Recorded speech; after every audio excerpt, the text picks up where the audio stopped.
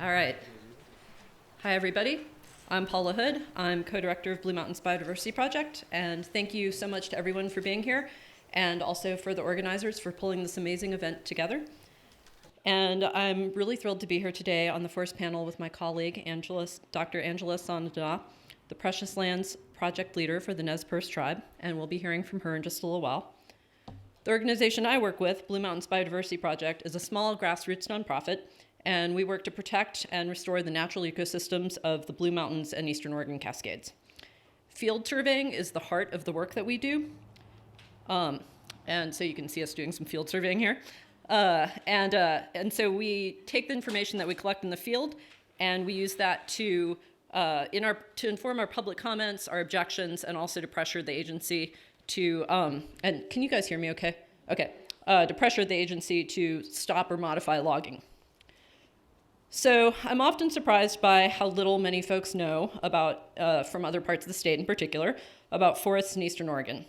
For example, many people are surprised to learn that Eastern Oregon encompasses approximately half of all the forests in the state, or that Eastern Oregon's forests are home to an incredible diversity of species: lynx, wolves, marten, moose, bull trout, and many more. The area also encompasses key connectivity corridors that are of regional importance and connect the Eastern Cascades and the Rockies. In thinking about rewilding, the importance of Eastside forests cannot be overlooked or overstated. And so today I'm going to focus my presentation on the threats and some opportunities on Eastside forests, and I'm going to start with a bit of an overview. So when people think of Eastern Oregon, they often think of high deserts, sagebrush, open ponderosa pine forests, and these iconic landscapes are unique and they are celebrated as they should be. But ponderosa pine forests are not the only forests or the only forests that are worth protection or deserve protection in Eastern Oregon. The landscapes in Eastern Oregon are incredibly diverse, and they're comprised of complex mosaics of forest types and ecosystem types. And mixed conifer forests, some of which are very moist, are common and widespread across the region, and some can be downright lush. This picture is from the Malheur National Forest in the Big Mosquito Timber Sale. So the topography and the forest types on the east side can vary dramatically, sometimes even within very short distances. And in some places you can walk from dry upland meadow to ponderosa pine forest to mixed conifer forest, and maybe come across some riparian areas and an aspen grove to boot, all in the space of an afternoon while walking around. And it's also important to note that especially in some of the drier and more open landscapes, these moister, denser forests that one may encounter provide cover, shade, and important wildlife refugia for wildlife. So I want to take a few moments to highlight the value of mixed conifer forests in particular, and the large trees and mature and old forests that are often found within them, particularly for birds and for wildlife.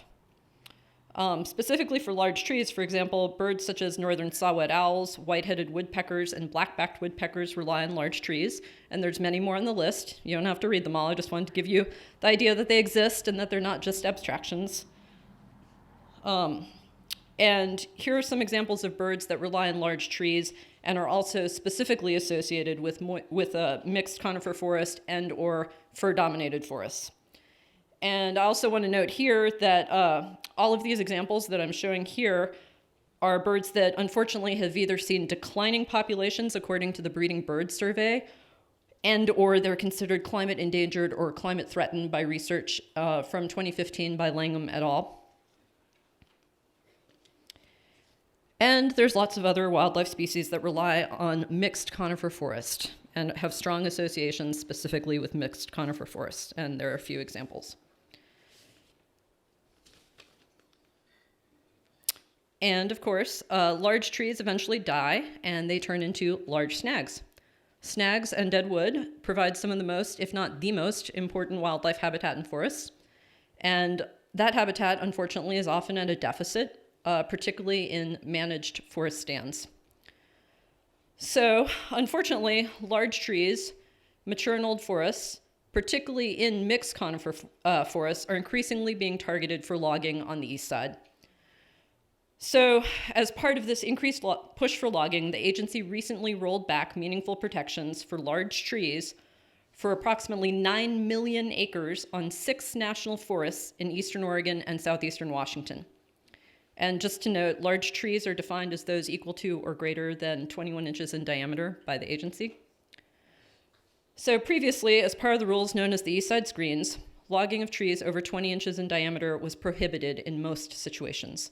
And these rules were put in place in the mid-1990s, and that was in order to protect the remaining habitat for old-growth dependent wildlife, and that was in response to over a century of overlogging and mismanagement that created an extreme deficit of large trees.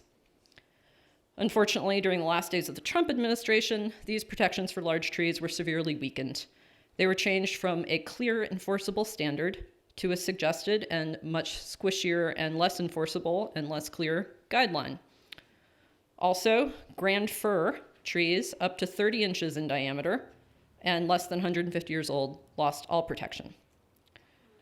So there remains a well-documented deficit of large trees in the region. Dr. David Muldrexler, who we're going to hear from a little bit later this afternoon, in his recent work in 2020, for example, shows that large trees comprise just 3% of the trees in forests east of the Cascade Crest in eastern Oregon and southeastern Washington. Just 3%. Amidst the push from the timber industry and the agency to increase logging, particularly logging of large trees, I want to highlight here the discrepancy between what the agency is calling restoration and what is all too often actually happening on the ground. So here is a Forest Service photo from their environmental analysis on the big mosquito sale in the Malheur National Forest. And so this is an example that the agency gives of what they called free selection thinning would likely look like after logging in the big mosquito timber sale. And there on the right is the logging that we actually found in a free selection thinning unit in the big mosquito timber sale. The picture on the left is actually the same unit pre-logging. It's actually even the same slope, just from the different angle. And we field surveyed, BMVP field surveyed the sale in 2015 prior to logging, and then we did spot checking of it after logging.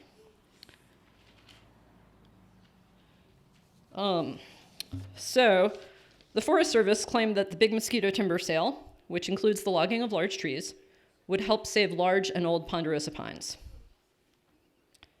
However, during our field surveys, we found dozens of old-growth ponderosa pines cut down in direct contradiction with public messaging from the Forest Service. The old-growth trees that were cut, which were overwhelmingly ponderosa pines, at least in this unit, were designated as hazard trees, or they were cut because they were of their proximity to roads or cable corridors. And most of the trees that we found were far away from the main road. Some of the old growth stumps that we found didn't seem to be along the cable corridors, and several seemed to be entirely outside of areas where cable and logging activities took place. Numerous large and old ponderosa pines were taken to the mill and sold, which was confirmed by the agency, even if they were not officially targeted for logging. And we only had time to document a small portion of the trees that we found out there that were mature and old. We documented tree rings on about a dozen, on dozens of mature and old trees that we found. We did about 30, and that were at least 150 years old when they were cut down. Some of those were 200 years old, and some of those were 300 years old. So as logging continues to be implemented in this sale over the coming months and years, dozens or even hundreds of old-growth trees are still at risk of being cut down. We also found large, mature, and old ponderosa pines cut in the neighboring Camp Lick sale on the Malheur National Forest, and that sale is right next door to the big mosquito sale that we just looked at logging pictures from. Both of these sales were characterized by the agency as restoration thinning and as necessary for protecting large and old ponderosa pines. So I want to emphasize that strong enforceable standards to protect large trees are clearly needed. Agency and timber industry attempts to promote logging large trees and to increase agency discretion during logging implementation puts forest ecosystems at risk. And it's not just the Malheur National Forest where we're seeing examples of extremely concerning logging. Here's recent logging in the South George timber sale in the Umatilla National Forest. And these are photos from my colleague, Rob Clavins at Oregon Wild, and these are of logging in the Wallowa-Whitman National Forest. This is logging in kind of from top to bottom. The Pewterbaum, Naha, old growth logging, the Lostine sale in the top right corner, and then Lower Joseph in the bottom there.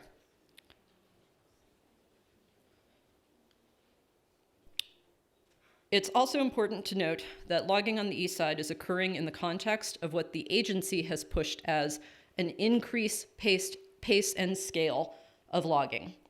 And so make no mistake, logging in Eastern Oregon is occurring in the context of make no mistake, logging in Eastern Oregon is widespread on the landscape, and so these issues have large landscape scale implications. Here you can see, for example, the Malheur National Forest outside of the Strawberry Wilderness is generally covered by recent, current, or near future planning areas for timber sales. And here, similarly, you can see that the Wallowa-Whitman planning area outside the Eagle Cap Wilderness is generally also covered by recent, current, or near future planning areas for timber sales. And here are some examples of just a smattering of this is just a few examples of the many, many currently proposed timber sales at some stage in their process. But it also illustrates how big some of those sales are, and that they are not just in one or two forests, they're across the east side. And so the agency is using fear of fire to drive a narrative of more and more large-scale commercial logging. And this narrative has been used to increase logging in remote backcountry forests far from communities.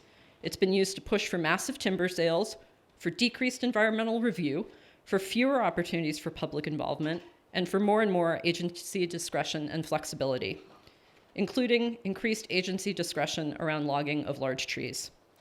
And also note that logging large trees further incentivizes logging in remote backcountry areas. I do want to take a second to note that, I want to be clear, not all sale units look as bad as some of the photos that I've shared here. But even when large and old trees aren't cut down and we don't see clear cuts, more often than not, we see extensive issues such as soil damage, excessive eroding, logging on steep slopes, erosion, and degradation or destruction of water quality and wildlife habitats.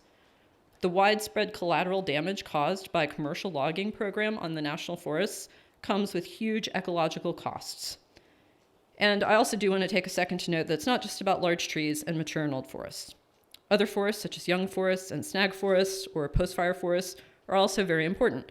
They can be essential for wildlife connectivity and habitat, sapling diversity, including genetic diversity and drought resilience, and providing hiding and thermal cover for elk, deer, and other animals. Also, when you log young trees, you can be removing the next cohort of mature and old forests. Old trees has to be young at some point. And since we're covering threats, I'm just briefly going to touch on these. I would be remiss not to mention the widespread livestock grazing and out-of-control road networks on most Eastside forests. So livestock grazing in many Eastside forests is ubiquitous across the landscape and can cause severe damage to streams and water quality, as well as upland ecosystems. And this damage is exacerbating negative effects from logging, roads, and climate change. And you can't, speaking of roads, you can't have timber sales without roads. And there are lots and lots and lots of roads on national forests. This is not unique. This is an example with the Malheur National Forest. But for example, both the Malheur and the Wallowa-Whitman National Forest each contain over 9,000 miles of existing inventoried roads. 9,000. Both of these forests currently have road densities at levels that are recognized as threats to water quality, fish, and watershed health, and that exceed forest plan standards in many areas. And road crossings across streams often create barriers to fish passage and block many, many miles of fish habitat for salmon and other imperiled fish. It is a huge, widespread, serious problem on the landscape. So, sorry to throw all that at you guys. Given all of this overview and the sampling of threats facing Eastside forests and the biodiversity and the climate crises that we're facing, it's time for a paradigm shift, a real one. Much of my talk thus far has been about what is at stake with the threats and the threats that forests are facing. Now comes the more hopeful portion that I want to leave you with, which is opportunities for rewilding, for ensuring that native flora and fauna have the conditions and habitats they need to survive and hopefully to thrive. The large-scale, heavy commercial extraction model is not working. We need a shift away from that model. We need a true paradigm shift that focuses on protecting biodiversity and ecological integrity, that prioritizes wildlife, core habitats, streams, clean cold water, soils, and carbon storage. And we need your help to do this. We need help to advocate for forests, particularly in Eastern Oregon. Most environmental advocacy in Oregon is largely based on the west side, where most of the population density is, most of the attention, most of the resources, and so most of the money and the power.